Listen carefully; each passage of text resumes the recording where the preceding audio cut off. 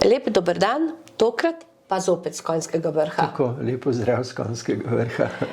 Uspelo nam je zopet priti do Konjskega vrha, ampak nadaljujemo pa s temo o odnosih.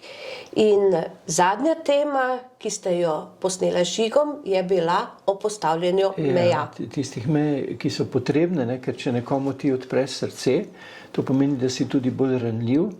In zato je, preden odpremo srce, dobro vedeti, ali smo tisti, ki smo v medsebojnem odnosu, že poosebili medsebojno spoštljivost, pravičnost in odgovornost.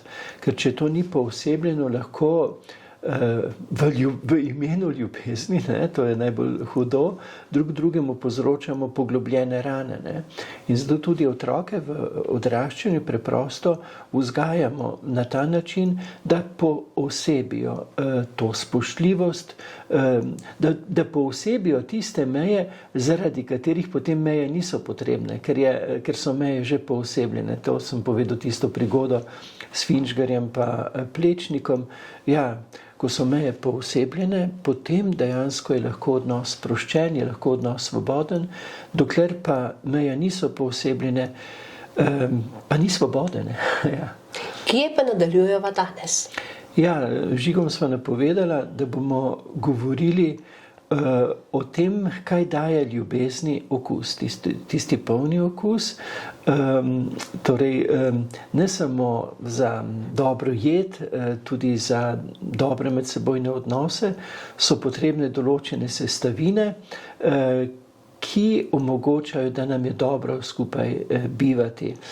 Tu bom zdaj povabil te, ki nas spremljajo, ker midva bova omenila, mislim, da ne danes vseh sestavin, nekatere sestavine, ampak veste, to je tako kot pri kulinariki, pri kuhanju, so določene majhne skrivnosti, neki dodatki še, ki izboljšajo jed. Tako je tudi, ko govorimo o kulinariki medsebojnih odnosov, marsikdo izmed vas je ozavestil marsikaj zanimivega, marsikakšen dodatek, ki omogoči bolj žlahtno sobivanje, pa ste res povabljeni, da Jani sporočite ob tem, kar bova midva razmišljala, še svoje kulinarične dodatke za okusne medsebojne odnose. To, kar bova razmišljala, je kar nekaj teh sestavin, pa sva rekla, da bova šla po zakonu slučaja. Jaz bom tukaj tele karte, na tej strani so pa napisane sestavine, premešal, tako da ti ne boš vedela, kaj boš potegnila, in potem ti bom dal tako kot pri kartah, da potegneš določeno sestavino oziroma določeno temo. Upam, da sem tule še prekriva. Tako, izvolim. Greva tole. Čas sočutja, čas zaznavnosti. Ja, čas sočutja. V bistvu kar dobro izhodišče za sestavine, ker tudi pri jedi daš določene sestavine prej v lonec, kakor druge. In čas sočutja, čas zaznavnosti je pomembna sestavina. Kaj to pomeni? To pomeni, da drug ob drugem ždimo, da si vzamemo tisti čas, ko smo skupaj. Kajti takrat se samo po sebi pretakajo tiste srčne moči, ki nas delajo notranje psihično stabilne. Pomembna pa je živa prisotnost. Torej, elektronika ne prenese tistih srčnih frekvenc, ki se same po sebi na nek način pletajo med nami. In to so celo izmerno, to elektromagnetno polje srca, ki potem dejansko drugega s tem v tej živi prisotnosti krepimo. To pa pomeni, da si določimo čas, da imamo čas, določen čas, v katerem smo preprosto v obnebju sočutja. Ni treba takrat odpirati nekih pomembnih tem. Dovolj je, da smo skupaj, dovolj je, da dovolimo to pretočnost. Sam rad uporabim primerjavo, da smo drug drugemu v živi prisotnosti sakrament za moč srca, ker v cerkvi rečemo, da je sakrament vidno znamenje nevidnih milosti. In mi smo dejansko v vidni prisotnosti, otipljivi prisotnosti, tisto vidno znamenja, vidna prisotnost, po katerih se pa pretaka tisto nevidno, to pa tista srčnost. In ta čas je zelo, zelo dragocen. Se sam spominjam, ko sem zbolel na srcu, mi je zdravnica zastavila 3 vprašanja. Prvo vprašanje je bilo, zakaj nosite toliko tega v svojem srcu, ne? Zakaj to ne predaš ali Bogu ali sočloveku, zakaj zadržuješ to v sebi, ne? In vem, da mi je takrat rekla zdravnica, je rekla, a vi niste verni, da se nosite v sebi, da ne predate iz srca v obnebje srčnosti, ne? Drugo vprašanje je bilo, kateri dan v tednu ste prosti. In potem sem se začel izgovarjati, ja veste, nedelje so za mene, pa rekla, vem, ob nedeljah imate obveznosti. Kateri dan v tednu nadomestite, torej nedeljo, ne? Dan, ko je brez mobitela, ko si vzameš čas za sočutnost, ne? Za zaznavnost, ne samo recimo svojih dragih sopotnikov, življenjskih ljudi, ampak tudi vsega, kar nas obdaja v naravi. In potem, ker sem videl, da grešim, je celo ona rekla, kaj za vas ne velja 10 božjih zapovedi, ne?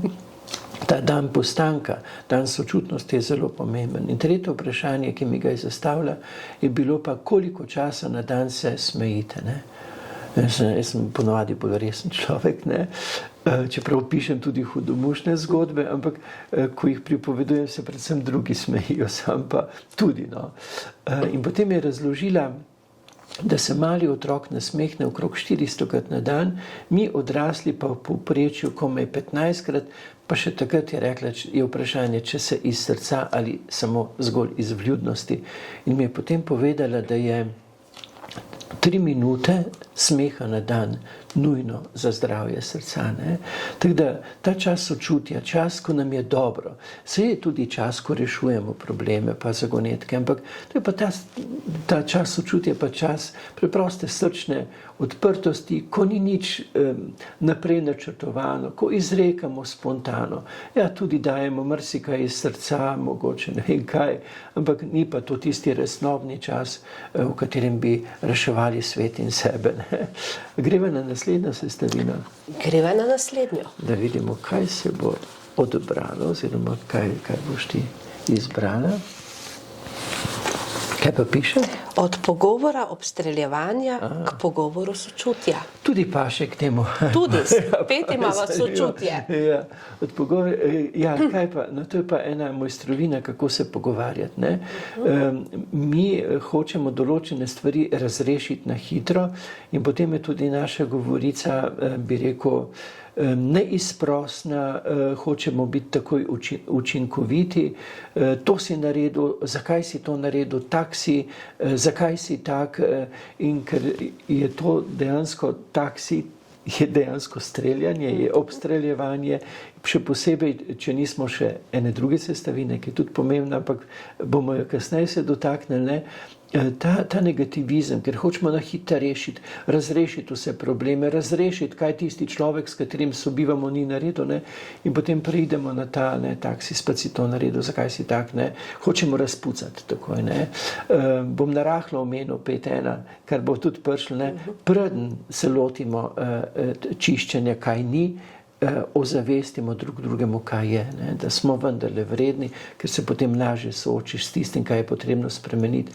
Predvsem se pa v pogovoru ne obstreljevati, ne govoriti z občutkom krivde, ampak z občutkom sočutenja, ne?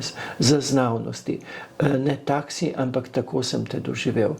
Kajti v kontekstu našega sobivanja je tudi, bi rekel, doživljajsko sporočanje, ne? Mi drugemu prenašamo svoje osebno stanje na ta način, da ga bližnjim povzročimo. Ko je pri meni lepo, prijetno, potem bom seveda prijeten. Ko sem pa nataknjen, bojo pa to moji najbližji zaznali. Ne samo tako, da jim bom jaz rekel, danes sem pa nataknjen, je zelo fino. Ko imam tečen dan, je zelo fino, da povem, dan sem pa tečen, me boste pač malo prenašali. To je dobro opozoriti in si priznati, imamo tudi pravico, veste, mi imamo pravico, da imamo takšne in drugačne dneve, ker je to v kontekstu življenja, nismo vedno v dobri koži, ne? In pred bližnjimi se sprenevedati je dejansko nemogoče, ker boš tako ali drugače, lahko se nekaj časa zadržuješ, pa boš pa kot ekonomlonec eksplodiral in boš vse za nazaj dejansko pokasiral. Lahko povem eno hudomušnico? Ja, ravno zato, ker se moramo smejati. Točno, ja. Ja, ta hudomušnica govori, dogodek je dobro zamišljen, je pa verjetno izmišljen. Ne? Ta hudomušnica govori o tem, kako je nek župnik imel gospodinjo in ta župnik je svoje gospodinji velikokrat, prepogosto pokazal, izrazil, povzročal svojo, bi rekel, napetost. Bil je pač tečen, velikokrat je ta gospodinja velikokrat mora slišati pikre besede. In potem je ta duhovnik šel na duhovne vaje in tam je spoznal, da takšno ravnanje pač ni ustrezno in se je odločil, da bo pa odslej do gospodinje samo prijazen. In ko je prišel domov, je na vrt župnišča zabil križ in napisal: stari župnik je umrl, zdaj bo vse drugače. In res, prvi dan se je zadrževal, bil je celo prijazen do gospodinje, ampak tista napetost je naraščala. Sledeči dan, drugi dan, dejansko se je komaj zadrževal, bil je popolnoma napet, komaj se je zadrževal. Tretji dan pa zadrževanje ni več bilo mogoče in je izbruhnil in je Bogu gospodinjo nadrl za 3 dni nazaj. Gospodinja pa je šla na vrt k tistemu križu, kjer je pisalo: stari župnik je umrl, in je pripisala: a je tretji dan vstal od mrtvih. Ja. To pomeni, mi bližnjim pač pokažemo in zato sem rekel, če imamo tečen dan, povemo si, dan sem tečen, včasih sem tečen brez razloga, kar tak pride, so dnevi, ko je razpoloženje višje in dnevi, ko je nižje. Zato je tudi zelo paziti potrebno, da si ne ustvarjamo območje evforije, dan sem pa super, pa še najboljš kaže. Če ni to sprenevedanje, če si res zelo povzdignil svoje čutenje, bo zanihalo. To je ta peklenska gugalnica, zato je ravnovesje najboljše. Res rečem temu duhovna spokojnost, tista umirjeno stanje. Z rahlim nasmeškom, seveda, ker to si moram sam večkrat reči. Bližnjim pokažemo doživljajsko resničnost. Torej, če jo povemo, danes imam tečen dan, nas bo lažje prenašali. Drugače moramo pa poznati to zakonitost. Ko jaz nekomu težim, me teži. In tisti lahko uporabi potem pogovor obstreljevanja, to pa pomeni, rekel, spet si tečen, spet si tak. Lahko pa reče: ne, spet mi težiš, ampak kaj te teži? Mi moramo dejansko uporabiti govorico sočutja. Če bom jaz rekel takrat, ko imam vsega poln kufer, puste me primir, me puste primir. Mogoče rabim pol urce, da se umirim, da se stabiliziram v krogu, domačem krogu in potem bomo, ne vem, čez čas mi pač nekdo zastavi vprašanje: sem opazil, da te danes nekaj prizadel, si imel nek težek dan, kaj je bilo tisto, mi lahko poveš. In potem se na ta način te napetosti sprostijo, se umirijo. Lahko pa pridemo v obstreljevanje. In ko mi bojo drugi rekli: Karl, spet si tak, bom jaz ustrelil nazaj, ti pa tak. In potem se pride do tega besednega dvobojevanja, ki je čisto neumnost, v katerem smo mi odrasli ljudje, lahko tako otroci kot otroci, sploh največji varianti ne morajo biti otroci, ker so samo otroški. In to je ta previdnost, torej, da se ne obstreljujemo, ampak da smo sočutni. Zato večkrat pomislim na te trgovke, ki morajo tolikokrat prijazno izreči kupcem dober dan, pa se celo nasmehniti. One imajo več kot 15 nasmehov, kar morajo imeti. Ampak one so zaradi tega psihično bolj izčrpane. One, ko daš nasmeh, ga daš iz srca, ampak ti ga daš in pričakuješ, da ti bo povrnjen. Tam je pa dejansko tista trgovka zlorabljena zato, da privabi, da dejansko je več kupcev izdelkov tiste trgovine. In ko pride ona, čustveno zlorabljena. Ne? To je čustvena prostitucija. Veste, to je grozna stvar, ki je sploh nismo ozavestili. Ampak prostitutke so za usluge vse plačene. Ona nima zaradi tega dodatka. Mogoče celo na minimalcu. To je takšna zloraba in ko pride ona domov izžeta, normirana, čustveno zlorabljena, ona ne more reči prijazno dober dan. Ker je to cona njene zlorabljenosti. Moja mama je bila trgovka, ne? In kaj je bilo? Ne? Ko je prišla domov, je povzročila, ker je sporočila svojo doživljajsko stanje. Na kak način? Ja. Slabe volje je bila. Je rekla, ja, spet niso copati, spet pa čevlji zloženi. Sva sestro potem zlagala čevlje. Ampak je našla drug razlog. Pred hišo ni bilo pometeno, smo pometala pred hišo. Ja, pol pa, kaj zvem, ni bilo posesano. Ne? Moram vedno jaz posesati. In pa sva še posesala. Ampak mi bi morali ozavestiti, ampak tega ne ozavestimo, da je v nas naravna potreba, da ko nas nekaj teži, bomo zatežili. Ampak mi vsi ostali bi mogli vedeti, da ni nič narobe, da pač tako funkcioniramo. Ampak mogli bi tudi skozi doživljajsko pedagogiko, da bi to poosebili, da nismo odvisni drug od drugega razpoloženja, ampak to smo že govorili, ne?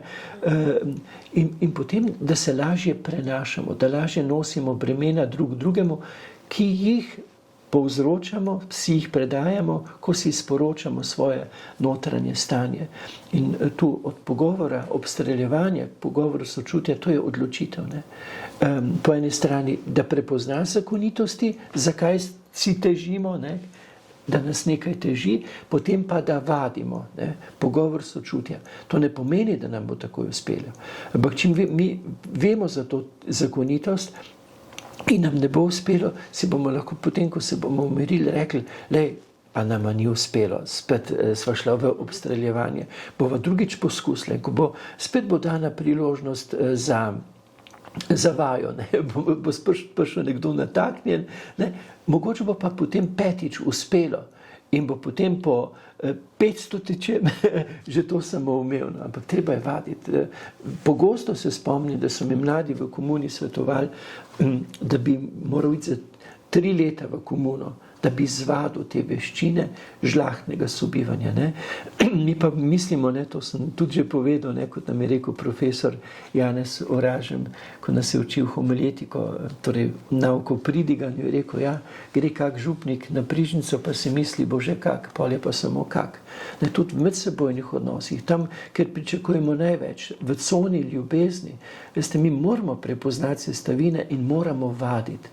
Zdaj, fino je, če smo že nekaj od malega zvadeni, recimo upoštevanje mej, verjamem, upam, da je to, ima vsak poosebljeno, ampak potem so pa veste, ti kulinarični dodatki za boljši okus sožitja, ki jih je tudi treba vaditi. Ne? Tu ni samo se bom odločil, odslej naprej pa bo, ja, je fino, da se odločiš, ampak ne obupati, če ti ne rata prvič, niti drugič, ampak vedno pa ozavestiti, glej, ni nama uspel, bova probala, se bova dobila zdaj kmalu zopet novo lekcijo, bova poskusila, mogoče pa naslednjič bo. Meni bi uspelo, mogoče po 5. poskusu, vam pa verjamem, da že po 2. in tudi to vam želim. In vadite, ob tem pa ne pozabite na smeh. Ja, vadite, ne pozabite na smeh. Ja, to se moram sam večkrat reči. Ja. Vse dobro, pozdrav, se kmalu vidimo.